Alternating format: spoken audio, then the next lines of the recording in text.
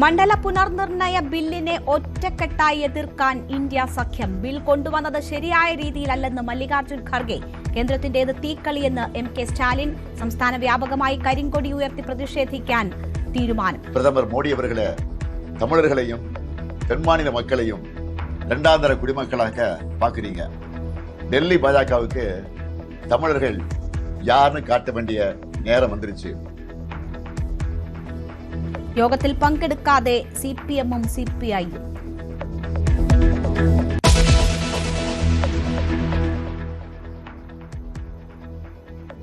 നിതിന്റെ മരണത്തിൽ ദുരൂഹത ശക്തിപ്പെടുത്തി ചോദിച്ചാ എനിക്ക് ഉറപ്പൊന്നുമില്ല.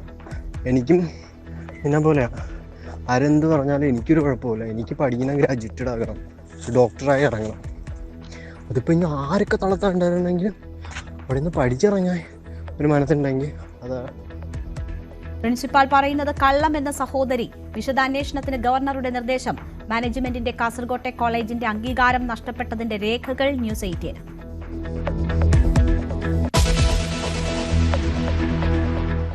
ഇറാന്റെ സൈനിക സഹായത്തെ ചൊല്ലി അമേരിക്ക ചൈന വാക്പോര്. ചൈനയ്ക്ക് കനത്ത തീരുവ ഏർപ്പെടുത്തുമെന്ന് ട്രംപ്. ആരോപണങ്ങൾ തള്ളി ചൈനീസ് വിദേശകാര്യ മന്ത്രാലയം. ഇറാന് മുന്നിൽ പുതിയ ഓഫറുമായി അമേരിക്കൻ പ്രസിഡന്റ്.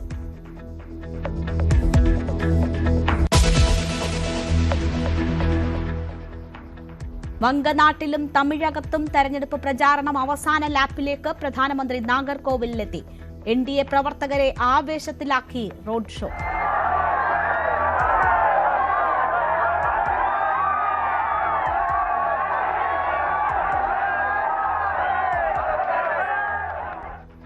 ബംഗാളിലെ ജനങ്ങൾക്ക് തുറന്ന കത്തെഴുതി നരേന്ദ്രമോദി.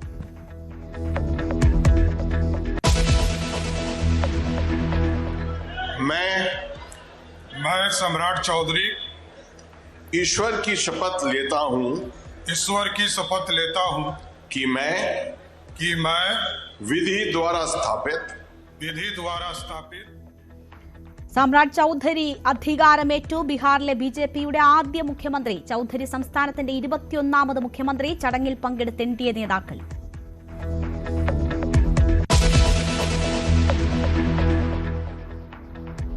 സംസ്ഥാനം ചുട്ടുപൊള്ളുന്നു. വരും ദിവസങ്ങളിലും താപനില ഉയരുമെന്ന് മുന്നറിയിപ്പ്. വൈദ്യുതി ഉപഭോഗം റെക്കോർഡിൽ. പവർ കട്ട് ഉണ്ടാകില്ലെന്ന് മന്ത്രി കൃഷ്ണൻകുട്ടി.